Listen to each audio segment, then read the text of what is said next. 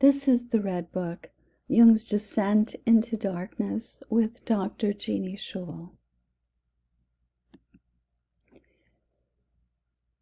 As we look at both the Black Books and the Red Book or Liber Novus, we'll see that the fantasies in Liber Novus are very closely corresponding with the Black Books. And in the draft of the Red Book, it begins with this address to my friends, and this is a recurring theme throughout the Red Books. So the main difference between the Black Books and Liber Novus, as far as what is written, is that the Black Books were written for Jung's personal use and as a record of his self-experiment, while the Red Book is addressed to the public and is presented in a form to be read by others. In 1913, Jung began what he called his self-experiment, which he also referred to as confrontation with the unconscious, and this lasted until 1930. In Memories, Dreams, Reflections, Jung goes into some depth, especially in Confrontation with the Unconscious, that chapter, about the process of creating the Red Book. The Red Book begins with the chapter, The Way of What Is to Come, and tells us, by the supreme meaning is the path, the way and the bridge of what is to come. That is the God yet to come. It is not the coming God himself, but his image, which appears in the supreme meaning. God is an image, and those who worship him must worship him in the images of supreme meaning. In Memories, Dreams, Reflection, in the chapter Confrontation with the Unconscious, Jung tells us, after the parting of the ways with Freud, a period of inner uncertainty began for me. It would be no exaggeration to call it a state of disorientation. I felt totally suspended in midair, for I had not yet found my own footing. And Jung asks himself, but in what myth does man live nowadays? As he considered this, he went on to offer, but then what is your myth, the myth in which you live? Asking himself this, he realized, one without a myth is like one uprooted, having no true link either with the past or with the ancestral life which continues within him, or yet with contemporary human society. In Transformations and Symbols of the Libido, Jung points out, I was driven to ask myself in all seriousness, what is the myth you are living? I found no answer to this question, and had to admit that I was not living with a myth, or even in a myth, but rather in an uncertain cloud of theoretical possibilities, which I was beginning to regard with increasing distrust. So in the most natural way, I took it upon myself to get to know my myth, and I regarded this as the task of tasks, for, I told myself, how could I, when treating my patients, make due allowance for the personal factor, for my personal equation, which is yet so necessary for the knowledge of the other person, if I was unconscious of it. So as Liber Novus begins, we see this ornate capital D, and it begins der Weg des Kommenden, der Weg des Kommenden, or the way of what is to come in English.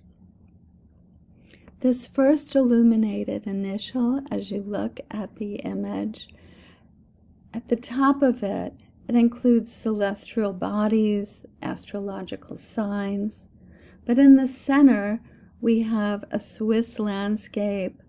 Looks like a medieval village in the foothills of the Alps, which include city walls and then a beach with an old sailing ship reminiscent of what Columbus sailed to the Americas in. Then the lower level is the sea with fish and plant life and coral. And with Jungian's frame of reference, the sea usually symbolizes the collective unconscious. So we're seeing a journey about to unfold. And we also see the snake, which is a motif that runs throughout the Red Book. And thus, the journey begins toward what is to come. So, reading the Red Book has been said to be like visiting a foreign place of worship. And as Jung told his patients, creating your own book of dreams and active imagination enables it to become your church, your cathedral, the silent places of your spirit where you will find renewal. Murray Stein tells us, the Red Book exposes Carl Jung's inner world as he experienced it during a lengthy period of introspection, self-analysis, and inner work between the ages of 38 and 55. Murray Lewis also offers the question, how was Jung working on his own personal development in creating the Red Book, Liber Novus, and also working for the development of Western culture and humanity as a whole? And we get this sense that he was working for humankind when he invites us in with the salutation, my friends. Jung describes an incessant stream of fantasies in Memory Stream's reflections, and tells us, to the extent that I managed to translate the emotions into images, that is to say, to find the images which were concealed in the emotions, I was inwardly calmed and reassured. Had I left those images hidden in the emotions, I might have been torn to pieces by them. This brings to mind for me Thomas More's Dark Nights of the Soul, and he offers us another way to imagine Jung's descent, as well as our own. The dark night may be profoundly unsettling, offering no conceivable way out, except perhaps to rely on pure faith and resources far beyond your understanding and capability. The dark night calls for a spiritual response, not only a therapeutic one. The dark night serves the spirit by forcing you to rely on something beyond human capacity. It can open you up to new mysterious possibilities. Moore tells us, in your dark night, you may have a sensation you could call the womb. The sea is the vast potential of life, but it is also your dark night, which may force you to surrender some knowledge you have achieved. So this night sea journey that Jung began, and that many of us may have also experienced. Moore tells us the night sea journey takes you back to your primordial self, not the heroic self that burns out and falls to judgment, but to your original self, yourself as a sea of possibility, your greater and deeper being.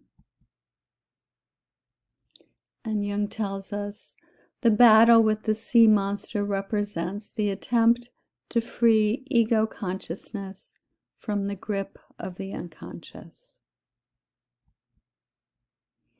Jung depicts the process by which he wrestled with the various figures from his imagination and his motivation to endure the unknown. He says, I had to take the chance, had to try to gain power over them, for I realized that if I did not do so, I ran the risk of their gaining power over me. A cogent motive for my making the attempt was the conviction that I could not expect of my patients something I dare not do myself. And this he shared in Memory Streams Reflections. So while Jung was engaging in his self-experimentation, he used various methods to deepen into what he eventually named active imagination. It was during Advent of the year 1913, December 12th, to be exact, that I resolved upon the decisive step. I was sitting at my desk once more, thinking over my fears. Then I let myself drop. Suddenly it was as though the ground literally gave way beneath my feet, and I plunged down into dark depths. I could not fend off a feeling of panic. But then, abruptly, at not too great a depth, I landed on my feet in a soft, sticky mass. I felt great relief, although I was apparently in complete darkness. In Confrontation with the Unconscious, Jung tells us, when I awoke from the dream, I turned it over in my mind, but was unable to understand it. I tried, therefore, to fall asleep again, but a voice within me said, "You must understand the dream, and must do so at once." The inner urgency mounted until the terrible moment came when the voice said, "If you do not understand the dream, you must shoot yourself." Of course, this is very extreme language, but what Jung is communicating to us as the dreams are very real, very passionate, and we become less of who we really are if we continually dismiss them and discount their importance. Jung illustrated the text of the Red Book with paintings, historiated initials, ornamental borders, and margins. Initially, the paintings refer directly to the text, but at a larger point, the paintings became more symbolic. They are active imaginations in their own right.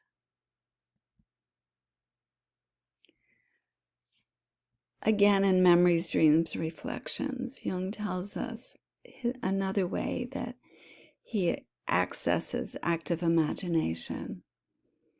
In order to seize hold of the fantasies, I frequently imagined a steep descent. I even made several attempts to get to the very bottom. The first time I reached, as it were, a depth of about 1,000 feet. The next time I found myself at the end of a cosmic abyss. It was like a voyage to the moon, or a descent into empty space. As he continues, he tells us, first came the image of a crater, and I had the feeling that I was in the land of the dead. The atmosphere was that of the other world. Near the steep slope of a rock, I caught sight of two figures, an old man with a white beard, and a beautiful young woman. I summoned up my courage and approached them as though they were real people, and listened attentively to what they told me. The old man explained that he was Elijah, and that gave me a shock. But the girl staggered me even more, for she called herself Salome. She was blind. What a strange couple. Salome and Elijah. But Elijah assured me that he and Salome had belonged together for all eternity, which completely astounded me. They had a black serpent living with them, which displayed an unmistakable fondness for me. And in this image, Jung is sitting in awe in the left corner of the painting. Jung tells us, in my fantasy, the presence of the snake was an indication of a hero myth, and also that the serpent fell dead unto the earth in relationship to this particular painting from the Red Book. Wordless, Elijah and Salome step inside the house. I follow them reluctantly. I would like to turn back, but I cannot. I stand before the play of fire and the shining crystal. I see in splendor the Mother of God with the child. Jung goes on to say, explain that since I did not understand this dream image, I painted it in order to impress it upon my memory. And it's in this way that Jung models another way to understand his dreams, which offers us some alternatives beyond grasping at meanings before our dreams are ready to reveal their treasures. And this image of Philemon is one that Jung painted.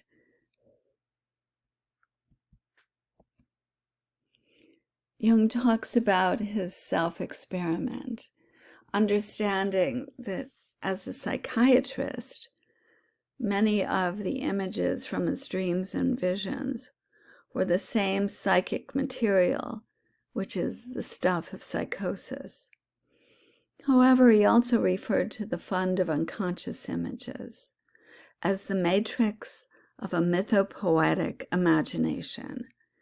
Jung describes his process as a questionable adventure to entrust oneself to the uncertain path that leads into the depths of the unconscious.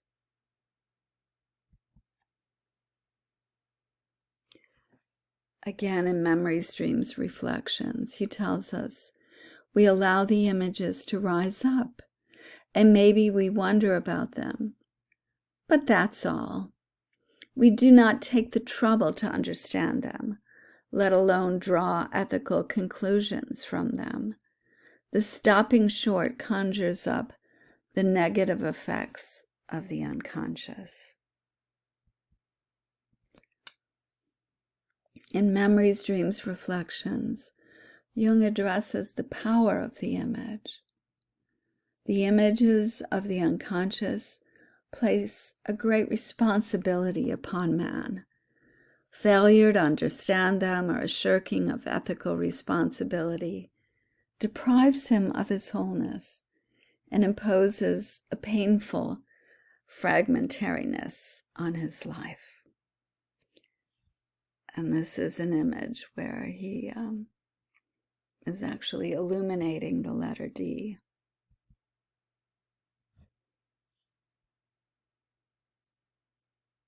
And this caterpillar-like monster appears in variations throughout the Red Book. And there's also this idea that it's rising out of the hot core of the earth. So even as Carl Jung was struggling with his confrontation with the unconscious, He created great beauty in the Red Book. His calligraphy is reminiscent of medieval manuscripts like the Book of Kells, which is a 9th century gospel manuscript.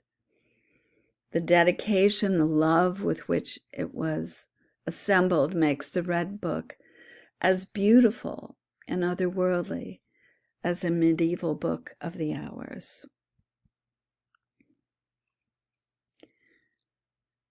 Jung explains, the consequence of my resolve and my involvement with things which neither I nor anyone else could understand was an extreme loneliness. I was going about laden with thoughts of which I could speak to no one. They would only have been misunderstood. I felt the gulf between the external world and the internal world of images in its most painful form. But for Jung, his anchor was his family and his profession, his work with his patients. He tells us, particularly at this time, when I was working on the fantasies, I needed a point of support in this world, and I may say that my family and my professional work were that for me. It was most essential for me to have a normal life in the real world as a counterpoise to that strange inner world. My family and my profession remained the base to which I could always return, assuring me that I was an actually existing ordinary person. In Black Book 2, Jung writes, I said to myself, what is this I'm doing? It certainly is not science. What is it? Then a voice said to me, this is art. I don't know why exactly, but I knew to a certainty that the voice that had said my writing was art had come from a woman.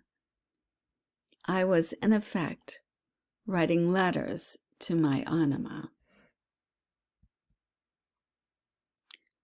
Sonyu Shamdasani assures readers, the making of Liber Novus was by no means a peculiar and idiosyncratic activity, nor the product of a psychosis. Rather, it indicates the close intersections between psychological and artistic experimentation with which many individuals were engaged at this time. And this image is from a miniature in the Red Book.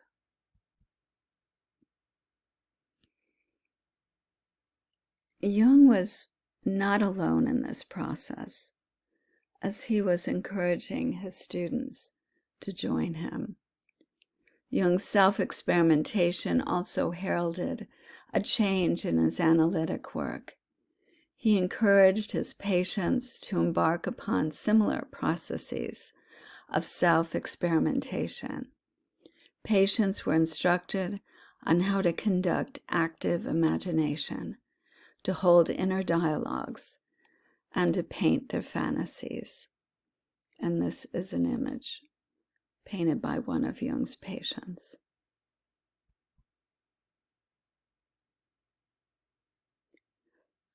Shamdasani tells us, far from being a solitary endeavor, Jung's confrontation with the unconscious was a collective one, in which he took his patients along with him. Again, this is an image painted by one of his patients. Art critic Peter Frank insists that the Red Book, it could pass for a Bible rendered by a medieval monk, especially for the care with which Jung entered his writing as ornate Gothic script. He also took on the similarly stylized and beautiful manners of non-Western word image conflation, including Persian miniature paintings and East Asian calligraphy. We now see that Jung was every bit the artist the medieval monk or the Persian courtier was. His art happened to be dedicated not to the glory of God or king, but to that of the human race. And here we see the combination of his calligraphy along with his painting. And we are reminded that Jung remains the only major psychologist to have painted and made drawings and sculptures as part of his own inner development. And the many references. Thank you so much for joining me.